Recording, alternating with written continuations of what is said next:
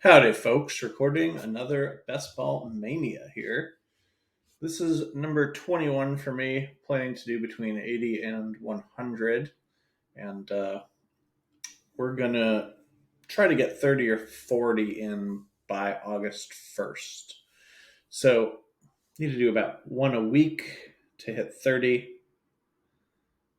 two a week to hit 40. So, sounds like there might be a puppy dropping today, but I don't know if we're that lucky. Pick 104 here is pretty nice. Probably just be taking Chase or Tyreek. Might dabble in some Justin Jefferson if Tyreek is the one. So my current rankings are Lamb, then McCaffrey. I do take McCaffrey first some, just because I don't want the exposures to get too out of control. Then Chase, then Tyreek, then Jefferson. But Tyreek and Jefferson, it's close. Obviously, Tyreek is the safer person to be picking pick 4 as far as season long goes and whatnot. If you're taking Jefferson, you're kind of betting on that the quarterback situation ends up playing out better than it may look. His individual talent or Tyreek kind of falling off. And I think all that's reasonable. So I usually take Tyreek over Jefferson, but might have been able to talk me into a Jefferson share there. I'm just going to go ahead and take Chase here, I think. Still trying to get above the field on Chase.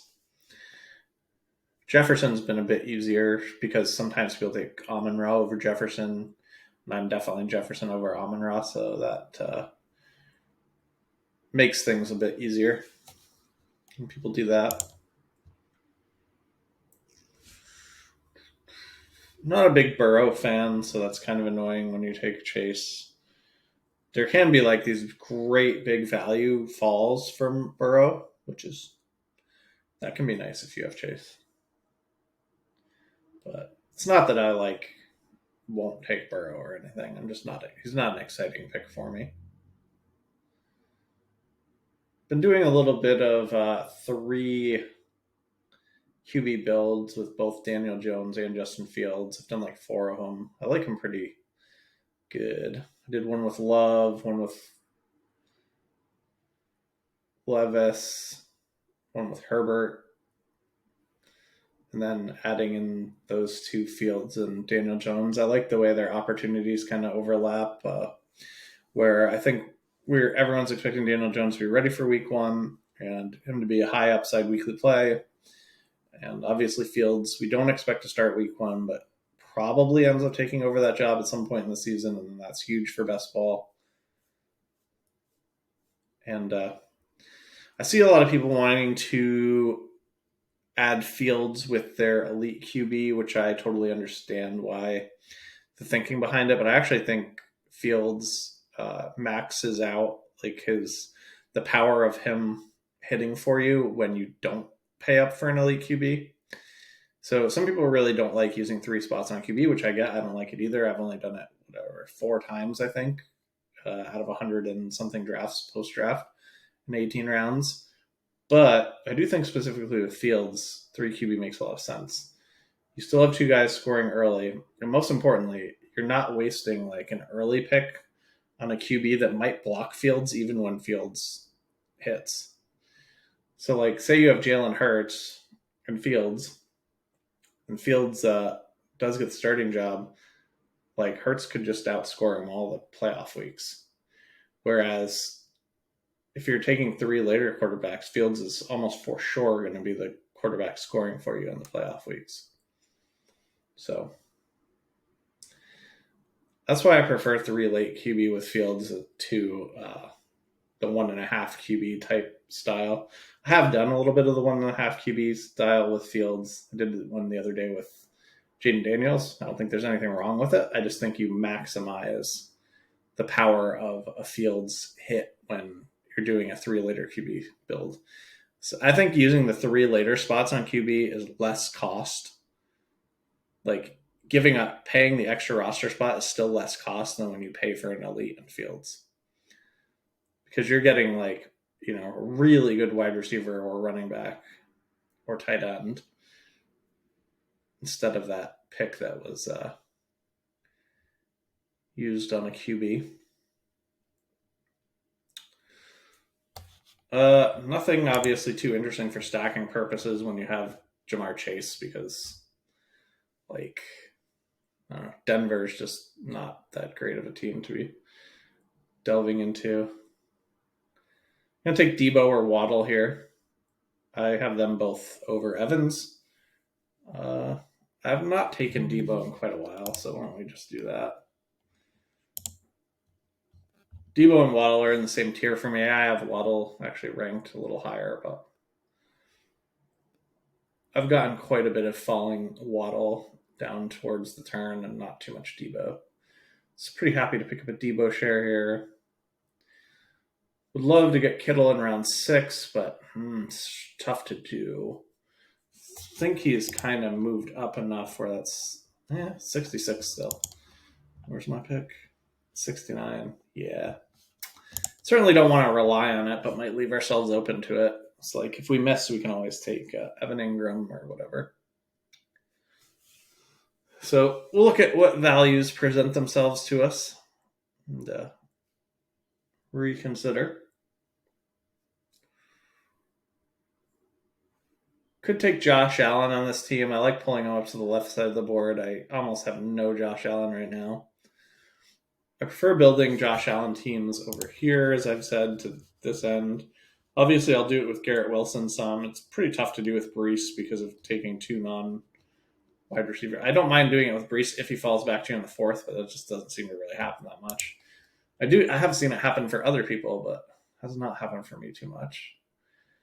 Here, I would really like to get one of A-Chain or DJ Moore.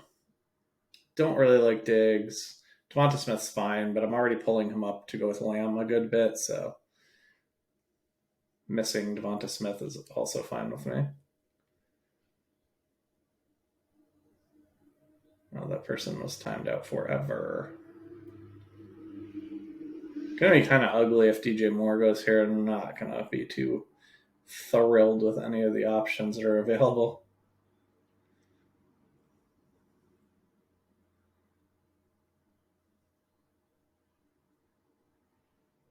Just back-to-back people timing out.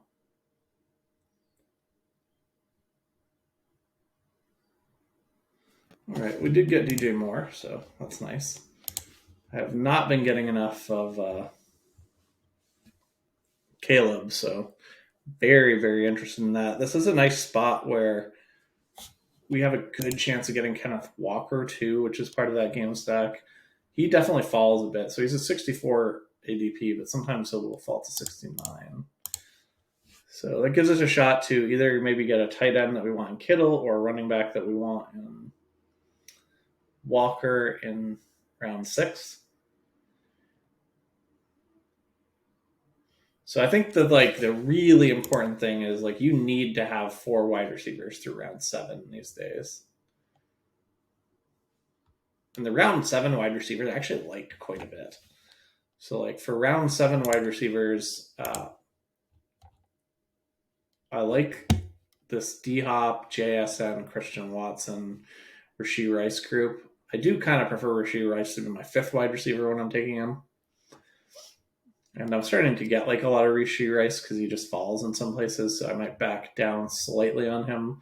But I'm very, very, very much into Hopkins, JSN, and Christian Watson. I like all those guys better than Brian Thomas and Keon Coleman and Ladd McConkey. Chris Godwin I thought was too cheap to start with. I almost feel like it's too expensive now.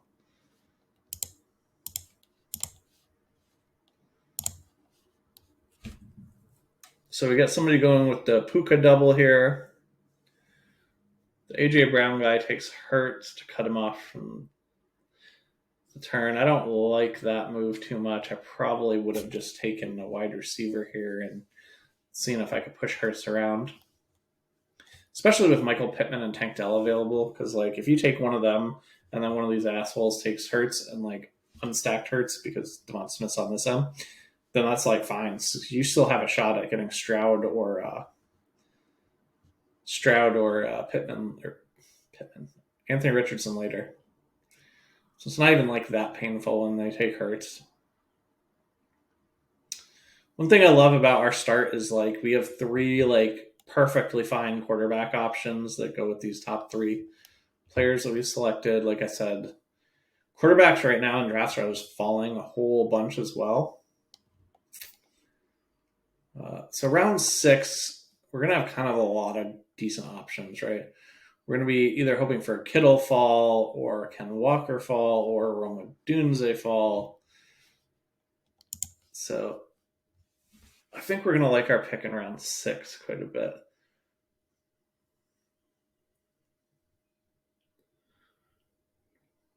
Don't really take much Josh Jacobs or Derrick Henry.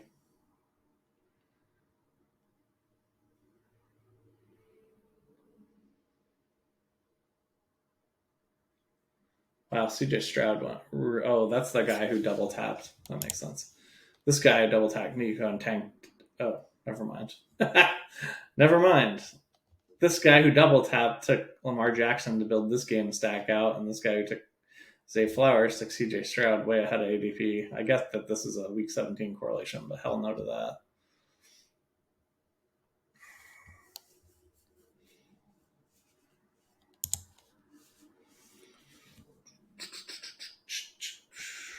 Once again, we miss out on the value by one slot.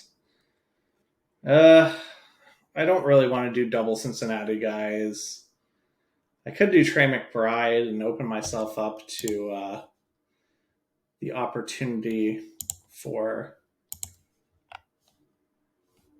Kyler, but I think with the quarterback options we have in this room, I don't really need to leave open the option for Kyler. So even though I do love Kyler. So we have our 4th wide receiver through 7.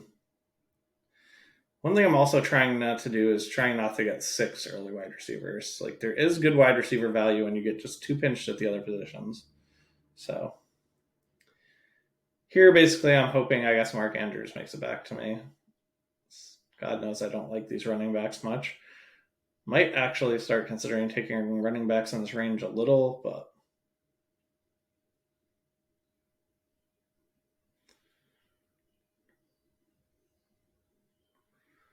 basically we really wanted Josh Allen to slip to us at that last pick, but we're not that lucky. Guess what I could have done is taken Mahomes and then taken one of his pass catchers, but don't love that either.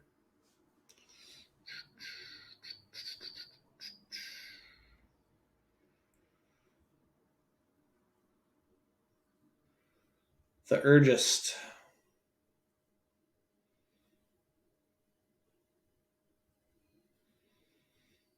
So we do lock ourselves kind of a little out of Kittle if we take Mark Andrews, but I think that might be a necessary evil. Unless this guy takes Mark Andrews.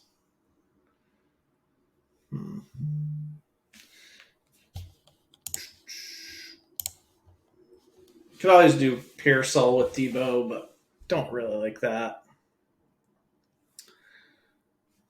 It's kind of looking for Odunze or Ken Walker to fall to us now.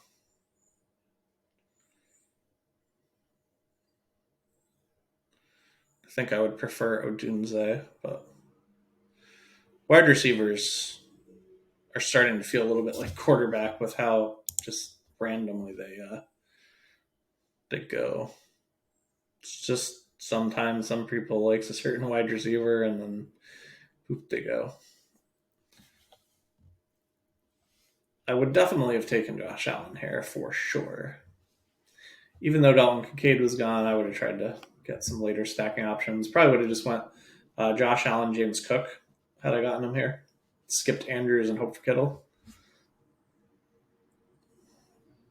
Like I said, even if you miss Kittle, you can get It's pretty good options. I kind of want one of the top 10 tight ends on like every single team that I build.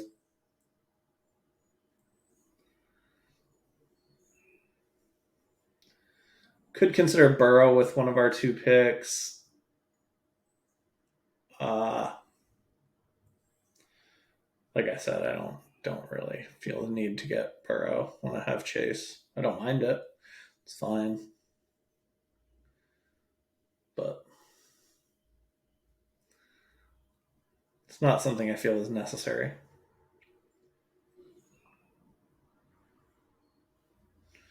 So we could go like a Dunze, Burrow, running back, Caleb. Go with Caleb and Burrow. If we even get a Dunze, which obviously definitely pretty reasonable chance that we don't. He just often does fall to this end.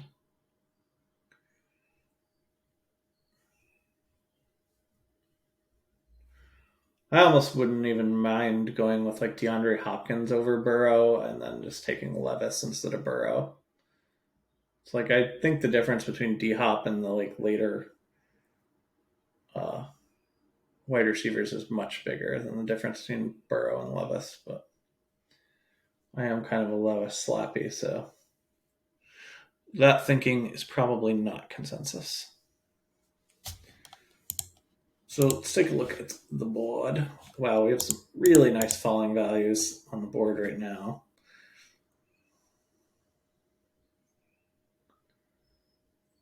There's 4 players I want, 4 picks before us, and that was not one of the players. So getting a pick that I am thrilled with regardless. So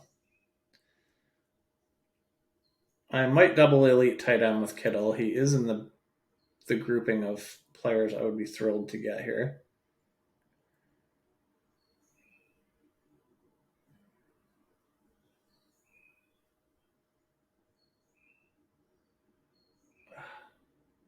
Just don't take a Dunze, buddy. If a Dunze goes, we're gonna fuck. All right, we're gonna do it. Gonna go bully tight end. That sucked. It's also going to make Caleb a little bit harder for us to get. Also makes us want Caleb a little bit less. So, how do we pivot from this point? Is the question. Now I'm a little bit more prone to taking Burrow than I was before.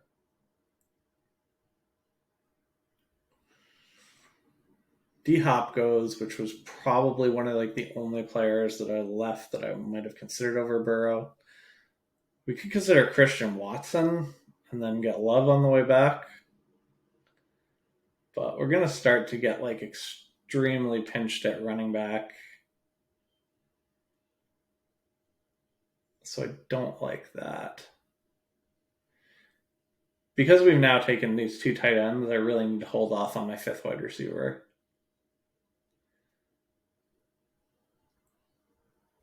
I think this is a thing that's gotten me into trouble in some drafts is like getting 7 wide receiver / tight end picks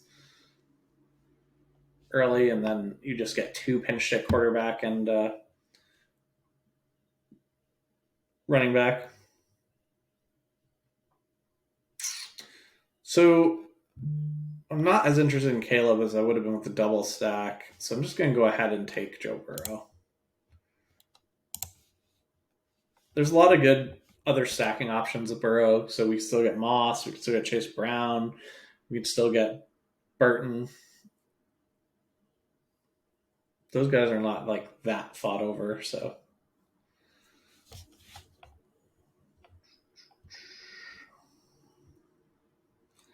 Purdy's ADP is 108.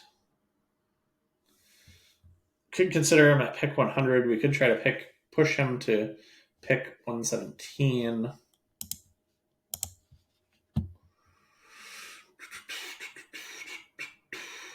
The Ayuk guy has A-Rich.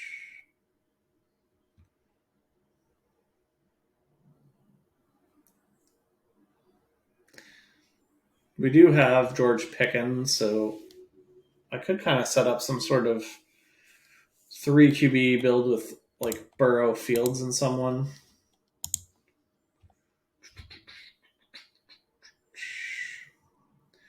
Guess we'll consider what our options are at this, not this next pick, but the pick after, for if we want to delve into Brock Purdy or not. Wide receivers are just like, what's going on? Kroll and Sutton in round 7. Thank you. That's really the first pick that seemed egregious. Don't really like Jamison Williams pulling off this high just to get your correlation, but it's probably worse things that can be done.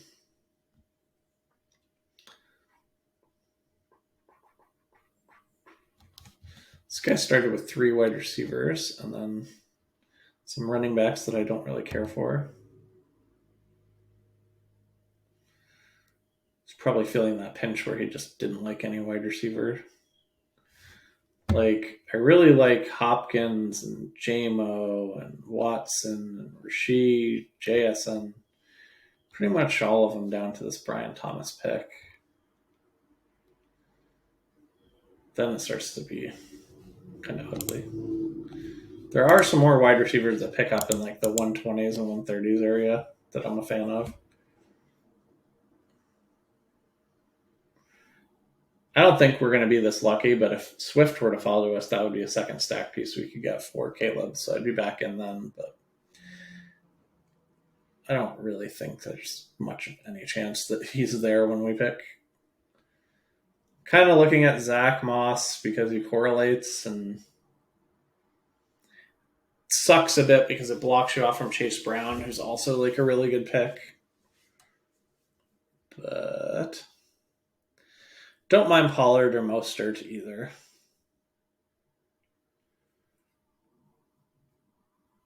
Wide receivers in this range are a little bit rough. I don't mind Lockett, and he correlates with DJ Moore, but we're not lucky enough to get a fall on Swift.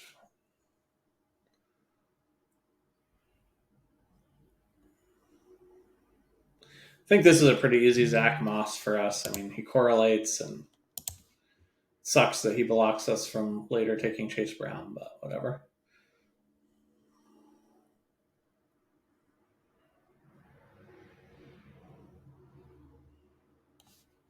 I think we can just safely hide tight end now.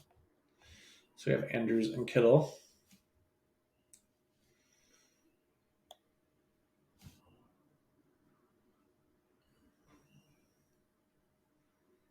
So options for the next pick are kind of like, do we try to push Purdy, probably lose him, then have to figure something out at quarterback? We could just take Purdy. We could just take Lockett. I mean, we could just take Purdy. We could just take Caleb.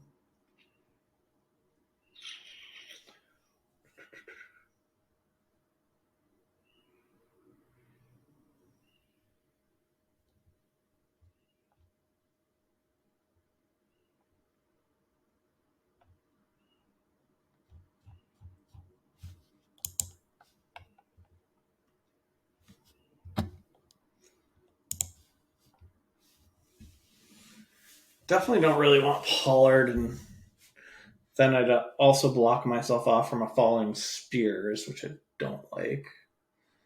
Could take Javonte here. He correlates with what we have going on with our Bengals stuff. So it's pretty much, do we take Javonte or do we take Purdy?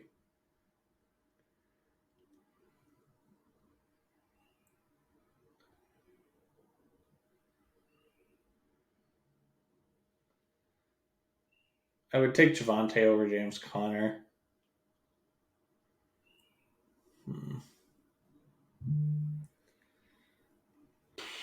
I feel like with this double stack that we have, that like Purdy actually matters to this team, and Javonte seems like extremely replaceable later.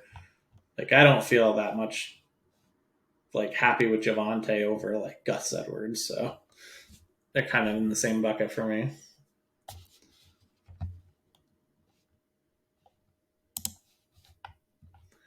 2 pocket passer QBs. Don't love to see it. So Dunze pick really, really hurt me. This guy got us a couple times. He wound up with the Josh Allen, James Cook that we would have liked to end up with, and he took our Dunze, and he got the nice correlation with Lockett. I like this guy's draft, other than like this pick was absolutely disastrous, but take that pick away, and this guy's fucking rocking. Basically, the only time I'm ever taking Saquon Barkley is if I have CeeDee Lamb and he falls to me. And that has happened 0 times, despite me taking a lot of CeeDee Lamb. I would, under that exact circumstance, select him. This guy's probably in too much trouble at wide receiver. I think his big mistake here was like, sure, like I don't like these running backs, but sure, if you want to dip in, grab one, you'd have been fine. Grabbing 2 just killed him. This team looks pretty well constructed. Like, only problem here is this Lamar pick with just no one to stack doesn't seem great.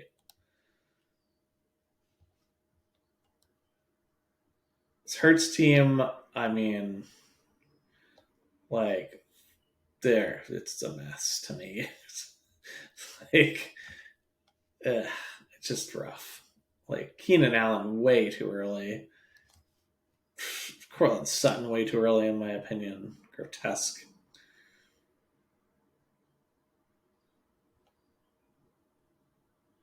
So we're definitely going to be on a 2-7-7-2 build. I would like to look at getting Burton at pick 148, so I want to keep that in mind. So I probably need to take a minimum of 2 running backs in these next 3 picks, maybe 3 running backs. I'm trying to like find another team that has like pretty good both stacking and structure, and it's hard to really find one other than our own team in this draft.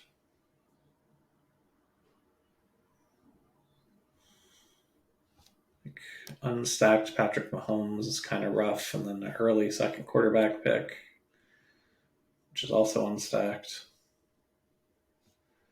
What about this guy? He's got Terry Bijan.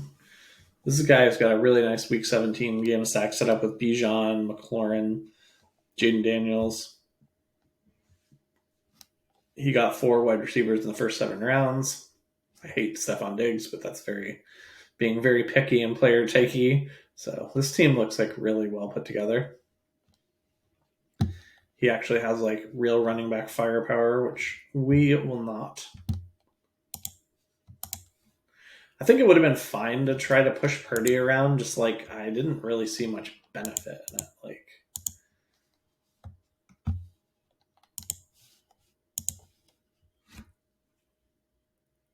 although the way this is playing out. All right, so yeah, I got Gus. I was just about to say, and then I won't get Gus Edwards, and then I will change my tune on that. But yeah, to me, Javonte and Gus Edwards and Zeke and these guys are all kind of similar. Javonte does have a bit more like ceiling if, you know, we were ever to return to the world where he was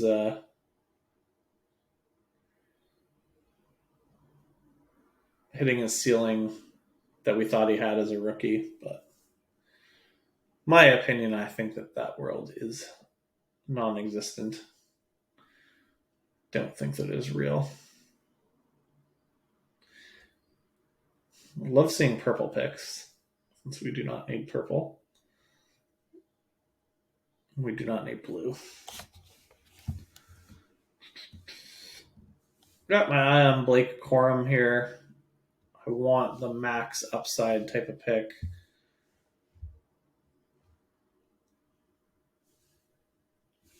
Eckler would also be fine. Zeke would be fine. I like Dontavian Wicks a lot, but we really don't have anything that goes with him.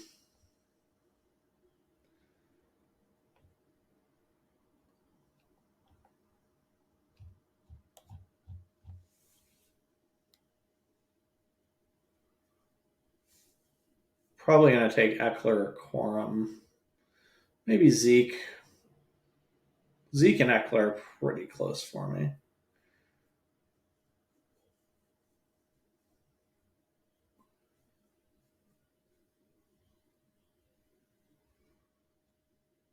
Gabe Davis. All right, we're going to go for the max upside play of Corum. We've seen what running backs can do in this Rams offense. If Kyron Williams' foot issue keeps flaring up, Corum definitely huge league winner type upside, which I think we need in our current room. We do have two nice guys that are probably going to start right off the bat as giving us points week one. Obviously, we're going to feel a little bit of pinch at running back and wide receiver when we use 4 top 100 picks on onesies. Not something I like doing, but just felt a little bit backed into the corner with both these picks where there just really wasn't much else on the board that I liked.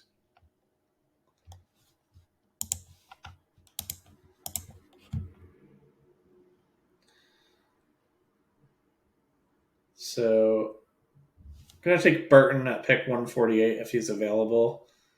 He might not be, but that means we could really take either running back or a wide receiver at 141. I'm guessing that I'm going to like the running backs the most.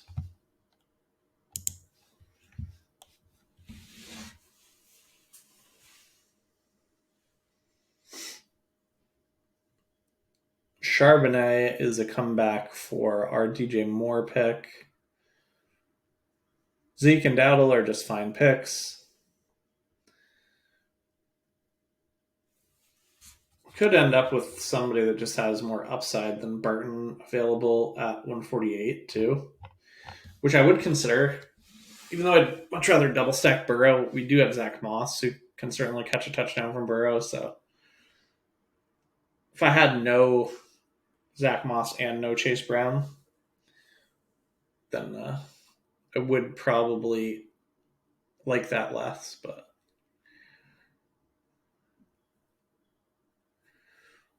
I don't like Nick Chubb as a pick. But if you're going to give him to me, pick 140. I might start to make myself like Nick Chubb as a pick. Have my eye on running backs at the moment. Zeke went, Ty Chandler went, picks I like. So my boy Kendre is still there. Marshawn Lloyd is still there. Love both those picks. Eckler goes.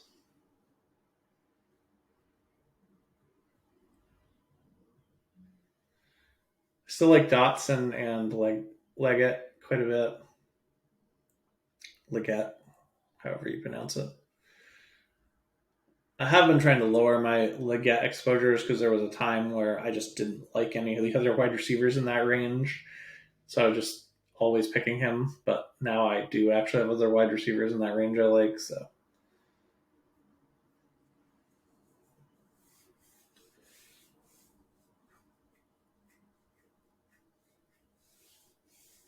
they're really going to make me consider Nick Chubb.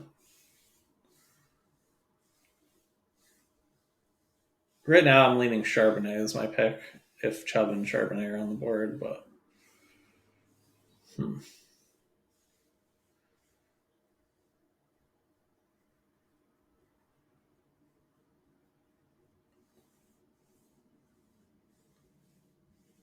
Okay.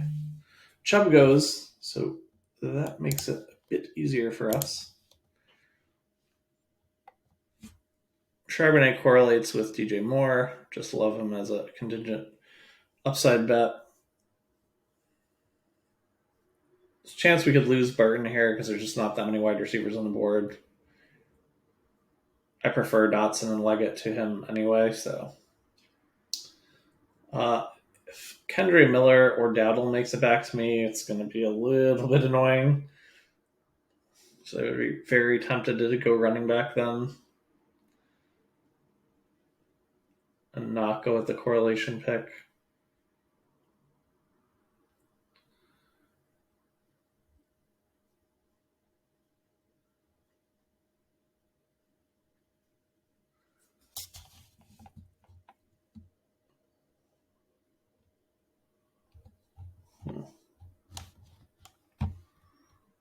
at the very end of the draft, there's going to be like a million running backs that are pretty good picks and like hardly any wide receivers. So have to keep that in mind.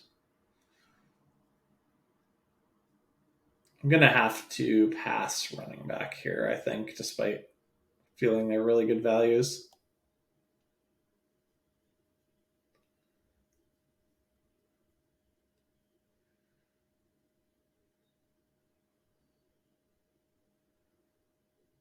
Yeah, I'm just going to go ahead and take Burton, get my double stack. It's probably going to be running back values later as well that we like, so.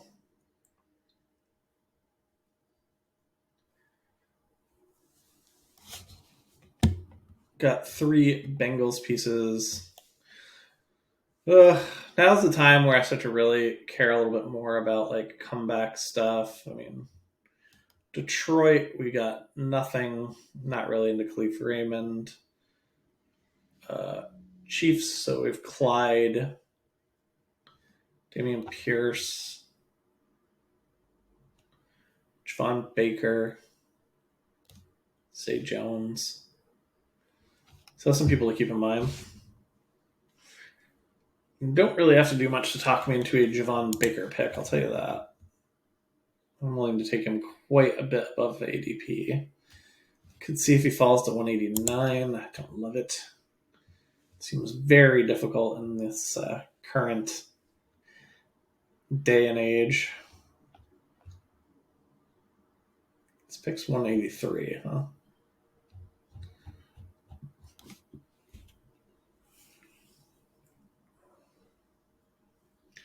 Definitely do not want to take Kamani Vidal because we have Gus.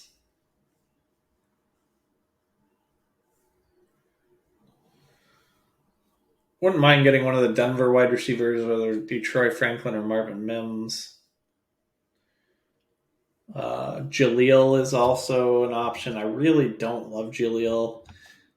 It's really tough. I think just people's analysis of him is just pretty far off from reality.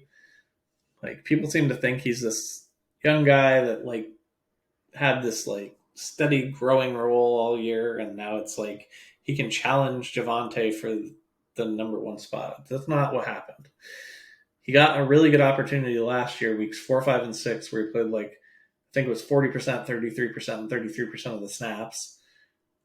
And so like that trajectory looked like it was reality, right? But then he like played like 9% of snaps, 17% of snaps. From week 6 on, he played over 25% of the snaps once, played under 25% of the snaps 9 times. So that to me is not a player whose role is growing. Great value on Marshawn Lloyd there. Tyler Algier is like the last running back where it's like I must draft them if they're on the board. I do like Gibson quite a bit, but he doesn't feel exactly like a must draft. Like I could kick it down to Bucky Irving and be pretty happy.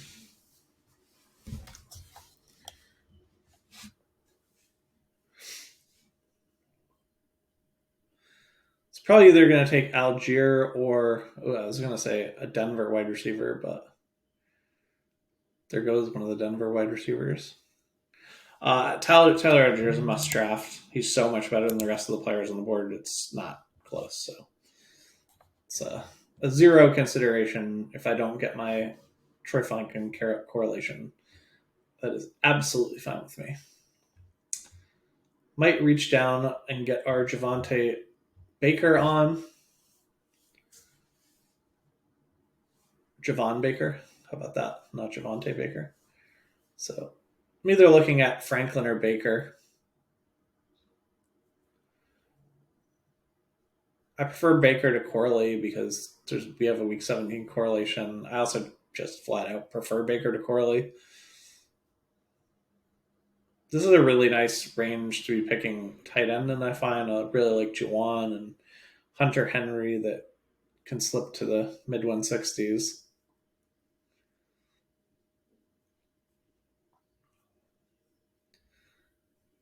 I just love Tyler Algier as a pick. We have, 2 solid guys that are going to be contributing right off the bat with Gus and Moss.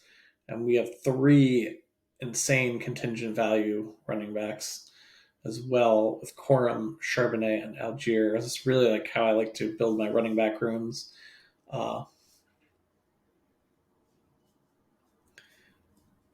Might mix in like Foreman later, or somebody like Khalil Herbert that I think can get touches. He started going higher, so now I'm actually getting more Roshan. It's like we're not going to get Khalil Herbert at 189 anymore. That used to be a thing that would happen though, and it was very nice.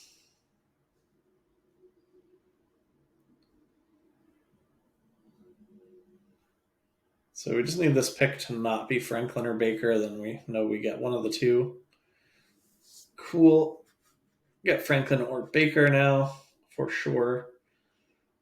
I will just prioritize the one with higher ADP because it's a better chance that I get both. I do not expect me to get both. I do not expect that at all.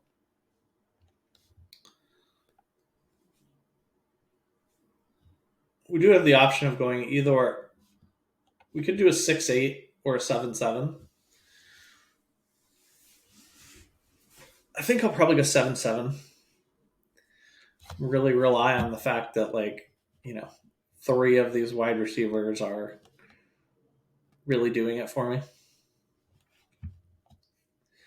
I'd be a little bit more comfortable going 7-7 if we actually get Javon Baker, just because how much upside I think he has. But so wide receivers late that I think are kind of unproven bets with some pretty good upside are Tez Walker's rookie, McMillan. Dude, McMillan is very underrated for considering what level prospect this guy was. Like, McMillan 2 years ago had more catches and more touchdowns in Washington's offense than Rome Odunze. And Jalen McMillan flat out slapped Jalen Polk that year. I mean, they were not even on the same stratosphere. Then McMillan got hurt last year. Polk got a bigger opportunity, and Polk ended up going ahead of him in the draft. But I think that this is probably one of the best values on the board. I understand that Tampa Bay is not the most exciting of situations, but if you're just talking about talent, it's pretty insane. Ah, my God, Jalen Tolbert, round 16. I just threw up. So some running backs that I'm interested in. Baker did go. Oh, no, he didn't go yet. But running backs I'm interested in: Khalil, Roshan. I like the Chicago guys. I like Donta. Don't really like J.K. Dobbins. I'm definitely not taking him on a team with Gus Edwards. I have mixed in a little J.K. Dobbins now that he's gotten to be so cheap. But 2 players on the board that really have my eye. Just hoping one of the 2 makes it to us. Still both there. All right, still both there. We're going to get either Herbert or Javon. All right, we'll take Khalil Herbert then. I would feel a little bit more comfy stopping at 6 running backs now that we got Herbert. It's like I think he's a guy that's got a good chance to mix in carries with Swift.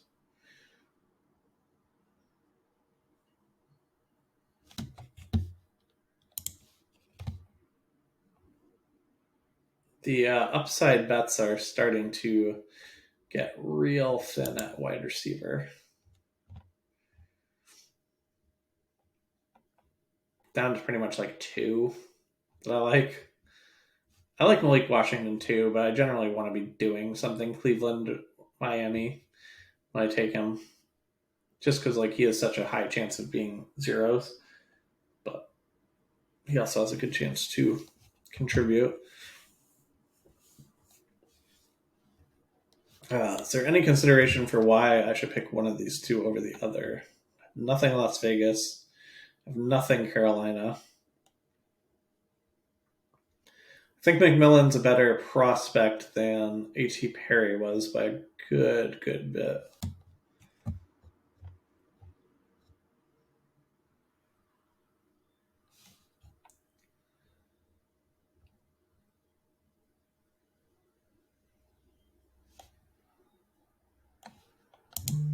Alrighty, let's take McMillan. Gonna leave A.T. Perry in the queue because if he happens to be there around 18, I might actually take him. Pierce correlates. I don't expect him to be there. Funny, we have just talked about Khalifa Raymond today and Discord a bunch. We have Rasheen Ali, who correlates with Mark Andrews as a team bet. Really don't like Kendrick Bourne much.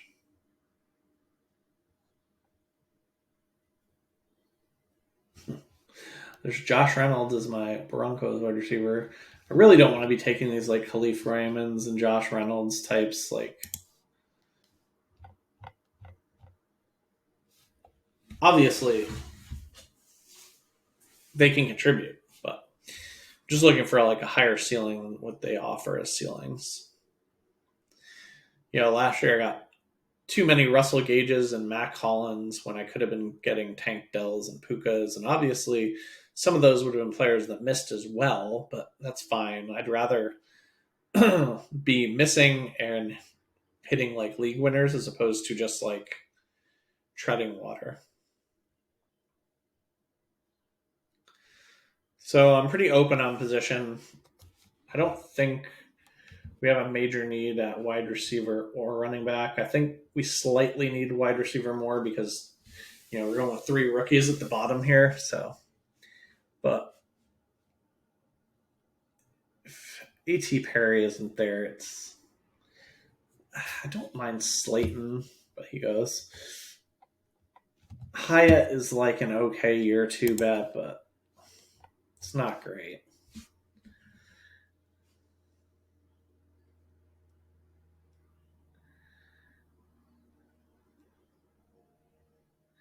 It is not great.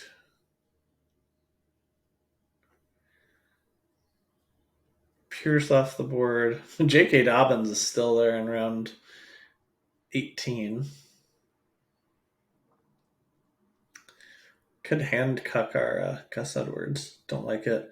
Audric Estime is currently off my board, which is disgusting because I took a whole bunch of him early on in the draft season. So, you hate to see it when there's a guy that you thought was this great pick, and then you get totally 180 on him. So, reason why I thought he was a great pick is, as I mentioned, Jaleel, I didn't think was this trending upwards type of player that was going to take over a huge role or challenge Javonte for the number 1 spot with the Broncos. So I'm looking for someone else that might, because I also think Javonte is kind of like a, fragile player. So Estime looked good. I mean, he's going to be a 2 down grinder, but he probably would have a chance at some touchdowns and whatnot, which is okay for a late round pick, even if that's all they're doing. Gonna take A.T. Perry or Rashawn Ali, and there goes A.T. Perry, who I would have rather preferred. But we're gonna just go with Ali. Huge upside Ali has. Only reason why I would have preferred Perry there is because I felt like I was a little weaker at wide receiver than running back, but we're gonna have to rely on our rookies to hit. So let's pull that team up one more time. So Burrow and Purdy is pretty good. Season-long upsides for these guys obviously is awesome.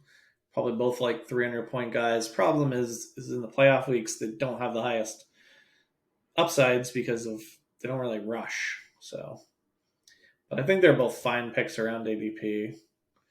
Like, we gave up Javonte to get Purdy, but that's fine with me. So, I think our quarterback room is a B. 0 running back room. For a 0 running back room, it's probably also a B. Like, it doesn't quite have as much early season juice as you would like it to have, but it has like max contingent upside. It's quite the group we got going there. Yeah, it's probably a B. Wide receivers is also a B because we did get our 4 right away that are all really, really strong, but then we're having to rely pretty heavily on getting at least one rookie smash out of Burton, Franklin, and McMillan, which is definitely not guaranteed. If 2 of the 3 were to become like solid contributors, we're probably also in good shape. Obviously, there's some chance all 3 are kind of poop, but I don't think that's super likely. Especially like I really believe in the talent of like all 3 of these players. It's more what sort of opportunity are they able to carve out this year? And then obviously an A plus at tight end, little bully build. Not my favorite thing to be doing in the current draft landscape, but I don't know. The way this draft fell, it just seemed to make sense to me. So all in all, I think this is a pretty solid team. I don't think it's one of my best. I don't think it's one of my worst. As far as zero RB teams go, it's probably pretty middle of the road. Basically, if like one of these tight ends was an exciting quarterback, so say like I don't know, Mark Andrews was Anthony Richardson, and Brock Purdy was uh, Brock Bowers, then I think you're looking at a much stronger team, right? Because then you have like monster ceiling at quarterback, monster ceiling at tight end, really strong wide receiver group, and then you're kind of hoping for the stars here at running back. So that's generally what my zero RB teams look a little bit more like, is like one of the elite rushing upside quarterbacks, then more of a tight end 2 down like in the Njoku, Bowers, Ferguson, or then even kick them down to Hunter Henry and Juwan, that area. So, anyways, thanks for watching. Good luck in your drafts.